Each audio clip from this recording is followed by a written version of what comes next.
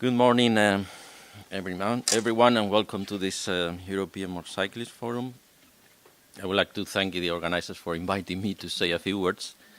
You need to use both. Okay, I use both. I would like to thank the organizers for inviting me to say a few words as a representative of the Commission, in fact, of the Director General for Mobility and Transport and the Road Safety Unit.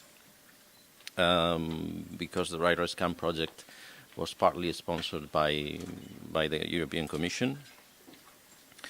Well, this is in fact the third time the Motorcyclist Forum is linked with the Riders Camp project, but this is an important occasion because this year the forum is hosting the final event for Riders Camp.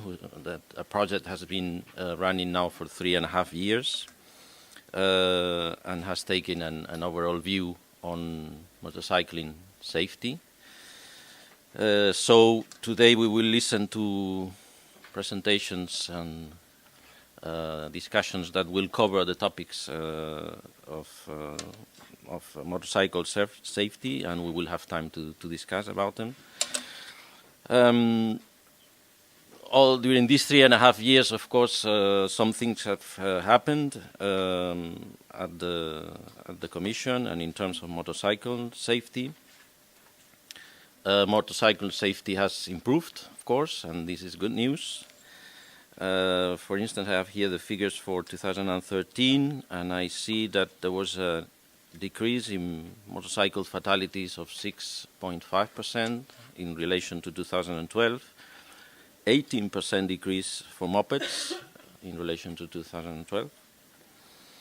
But still, we have 3,800 fatalities for motorcyclists and 780 for moped riders. So that's still a lot. It's 18% of the total number of fatalities. So still room for improvement, and that, I think that's what we are here for. In 2014, the figures may not be so good. For some member states, we may see an increase. So that means we are now reaching very low figures in general. So that means we need to work even harder. In the meantime, well, in the EU, you know, we had some. We continued working. There was legislation, for instance, the entry into force of the driving license directive with gradual access to motorcycling for the bigger motorcycles. We had also the type approval legislation for power two-wheelers and introduced soon to be mandatory ABS and combined braking.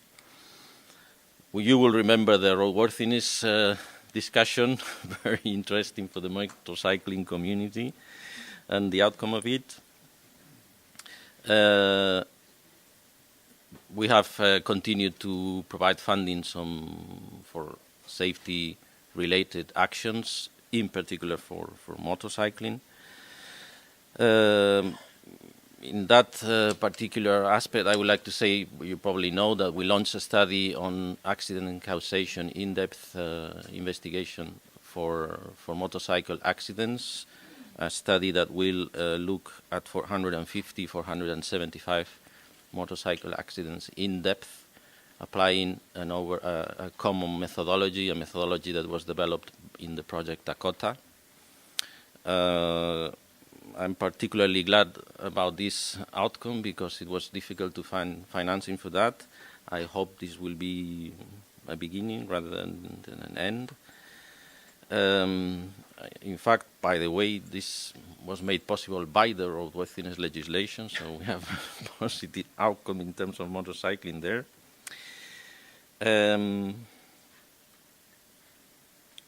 Well, I just would like to say that we, of course, will continue to work in terms of road safety, particularly for vulnerable road users and motorcyclists and moped riders.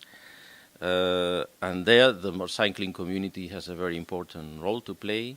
This Motorcyclist Forum is a partner for the Commission. We need to hear what the users think and what are their inputs. That's important. So it's important that this keeps going on in the future, and I'm sure it will be like that. I think the results and the dynamics and the synergies that RiderScan has created will be valuable for our revision of the policy orientation. So we make the point. I think it will be very useful to look at the outcome of the project in that sense. And this is all I wanted to say, just probably because I will not address all of you in the course of the forum. I wanted to thank Aline for for her dedication and enthusiasm, because that was key to the success of RiderScan. So I wanted to say it now. And that's all. I wish you all a very good discussion today. Thank you very much. Thank you.